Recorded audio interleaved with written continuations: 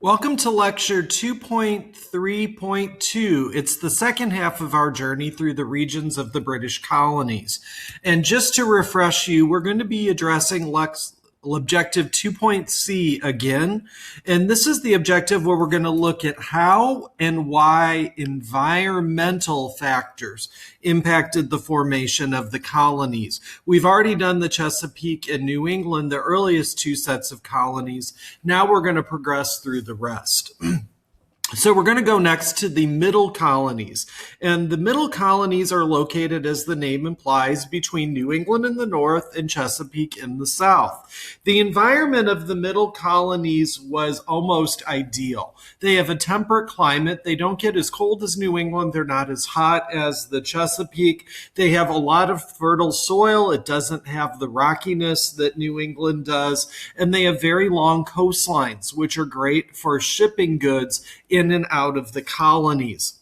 Now, while the Southern Colonies had the hot, humid, moist soil needed for tobacco, it's a little bit drier soil in the Middle Colonies, which is perfect for cereal crops. Things like wheat and barley were grown in these colonies. And as exciting as that sounds, it was essential for colonial survival. They made what are called cereal crops, which are used for things like bread, which was a staple of the colonial environment. And this area earned the nickname the bread basket of the 13 colonies because the crops grown in the Middle Colonies were exported north to New England and south to the Chesapeake and Southern Colonies. So really, the Middle Colonies are the ones who fed the other parts of the colonial region. So who were in the Middle Colonies? The two biggest ones to know are New York and Pennsylvania. And if we do what we call a rewind and a push and go back to our prior period, we know that New York was founded by the Dutch in the 1500s, and Manhattan Island was called New Amsterdam. And New York quickly became a very prosperous Dutch colony through trade with the Native Americans. And the city of New Amsterdam became quite wealthy, and it was the main source of goods coming in and out of the New World. And as New Amsterdam became more prosperous and it's wedged between New England and the Chesapeake, the English king is eventually going to go, well, I want that. And he's going to go yoink and take it from the Dutch. So what happens is the King of England sends the British fleet into New Amsterdam, which is a Dutch colony, under the command of his brother, the Duke of York. The Duke of York is anticipating a pretty harsh fight with the Dutch settlers there as he tries to take over their colony for England. But what he finds is the Dutch settlers are kind of like, meh. They're not real thrilled with their own leadership. It's kind of harsh, the man in charge of the colony. So instead of a fight, the Dutch pretty much surrender and hand over their governor to England. It's a pretty seamless acquisition of the New York colony, and it gets its name from the Duke of York, who took it from the Dutch. So New York becomes a prosperous center of trade.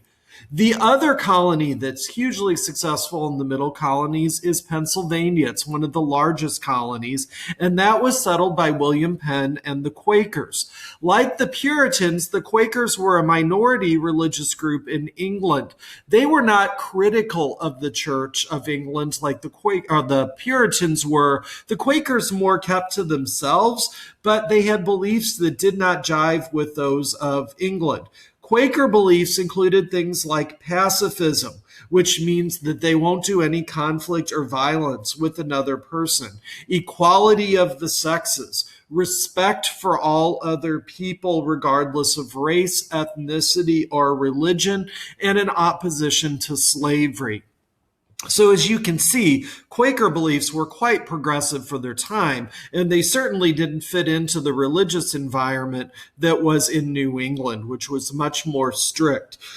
So Pennsylvania becomes a very prosperous colony, and it becomes a colony that a lot of people want to move to because it's more open to people who is different than it's themselves. New York and Pennsylvania quickly become an economic hub of the colonies, but also a place where farming takes place because they have a lot of open territory. Trade takes place, but also immigration takes place from settlers from across Europe. You've got people that come to the Middle Colonies from Ireland and Scotland and what will become Germany. You've got people who come from different religions. You've got the Quakers who are there, but you've also got Muslims and Jewish people that come to the English colonies to escape persecution. You have Lutherans, which is another branch of Christian religion that comes out of Germany. Presbyterians, another branch of Christian religion, which comes out of Scotland. And they all find that the Dutch legacy of New York of openness and the Quaker openness of Pennsylvania makes them feel very welcome there and not persecuted for who they were or what they believed. That contributed to that diversity and that growth of these middle colonies. Now, if we travel to the south, skip over the Chesapeake, which is Virginia and Maryland, and it's very similar to the Southern Colonies. But those of the Southern Atlantic coast include South Carolina and Georgia, as well as the British West Indies, the Bahamas, and Jamaica. And we often think of only 13 colonies in American history, but they were actually more than that because the Caribbean colonies, Jamaica, the British Virgin Islands, Bahamas, as I mentioned, all were part of the English colonial system and weren't seen as separate from the colonies along the Atlantic coast. For those of you that are Hamilton fans, this is where Alexander Hamilton was born, in this British West Indies environment. And speaking of environment, the environment of the Southern and British West Indies colonies is semi-tropical. We're getting closer to the equator. So if you've ever been to Georgia or South Carolina or down to the Caribbean, it's very hot, it's very humid, it's summer-like weather almost all year long. You don't hear of snowstorms and blizzards very much in the southern states. You never hear of them in the Caribbean. Hurricanes, yes. Blizzards, no. So that environment was great for growing crops such as indigo, which was this plant. When crushed, it produced a blue dye that was all the rage in Europe. Also, tobacco was grown there as it was in the Chesapeake, but the big thing was sugar. Like tobacco, sugar is instantly addictive. And once it was introduced into the European diet, there was a demand for more and more and more. So sugar became the primary crop, especially in the British West Indies. They even referred to these as the Sugar Islands, as a part of the British colonial empire. And because these are labor-intensive crops and you need large agricultural estates to make enough money to be profitable growing things like sugar, the plantation system developed in which white planters, similar to the Chesapeake in Virginia, made their money on the backs of enslaved Africans who were imported into the colonies. And that's the kind of the basis of the plantation system. It's a vast amount of land. A white person served as sort of the CEO of the corporation, which was farming, and the work was done by enslaved Africans.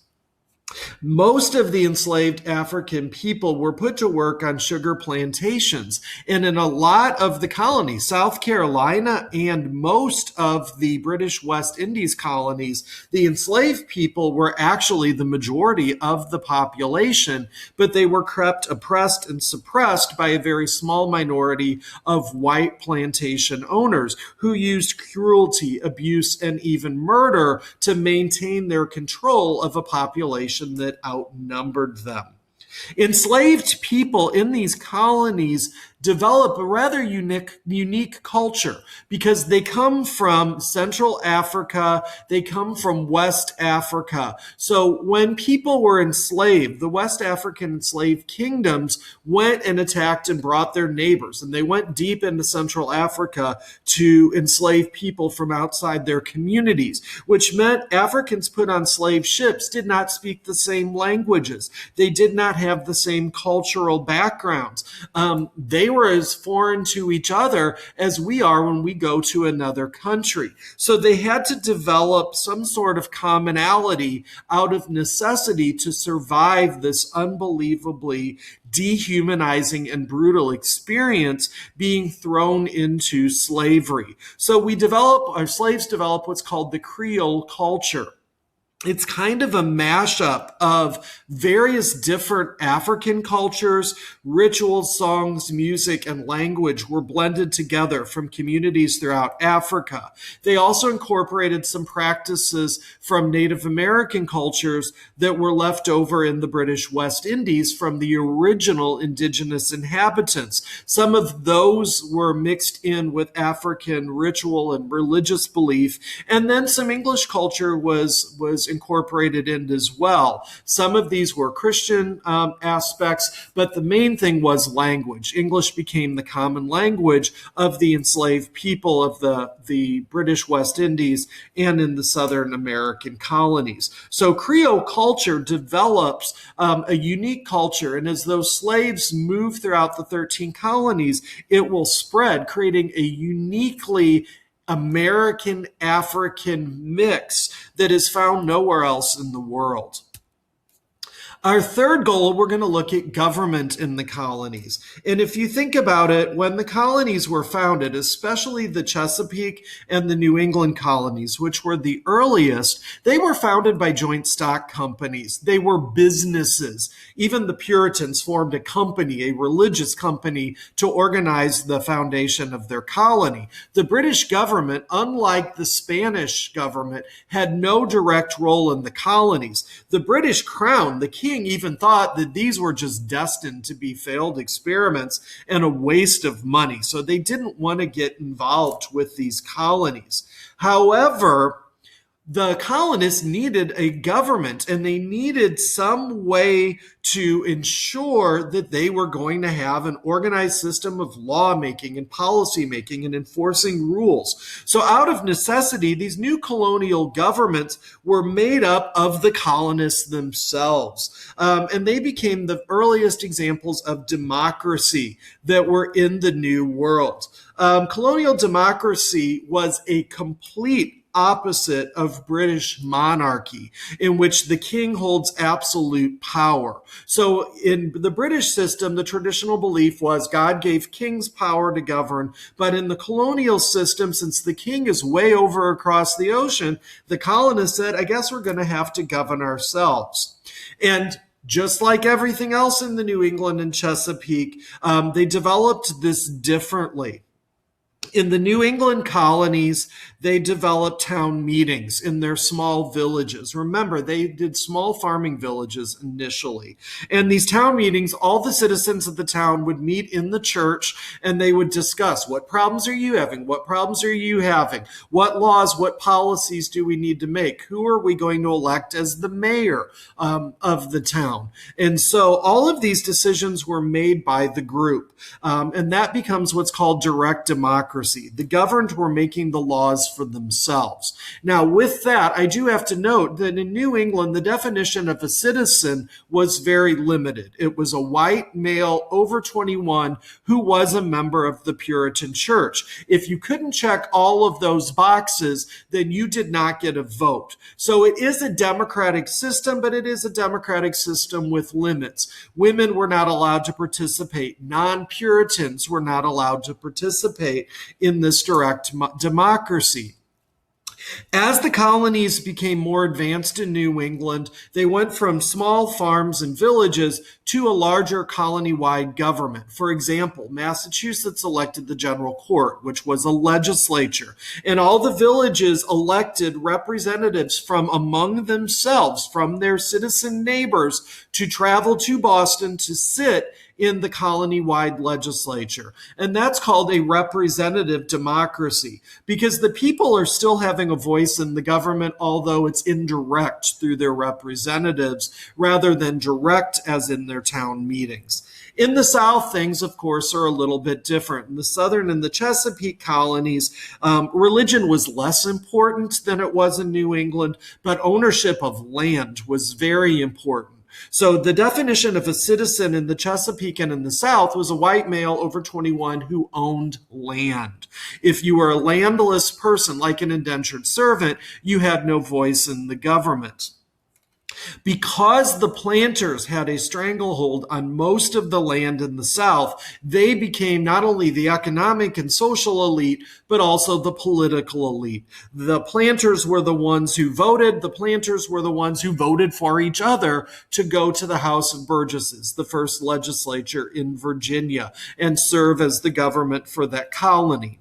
Now, it is true that former indentured servants, once their indenture ended, were given small plots of land for their own farming, and that would entitle them to vote in the Virginia colony. However, if you voted, you often had to travel to go somewhere to vote. And if you voted for other small farmers, they would have to give up farming and travel to Jamestown to serve in the government. And for some of the small farmers, that meant they would be gone 4, 5, 6 months of the year. They couldn't do that. They didn't have enslaved people to work their farms. They did it themselves. So by default, government in Virginia was of the planters and for the planters, because as the CEOs of their plantation, they could travel to Jamestown to sit in the legislature without financial harm happening to their plantation. They had enslaved people doing their work. They had managers that they hired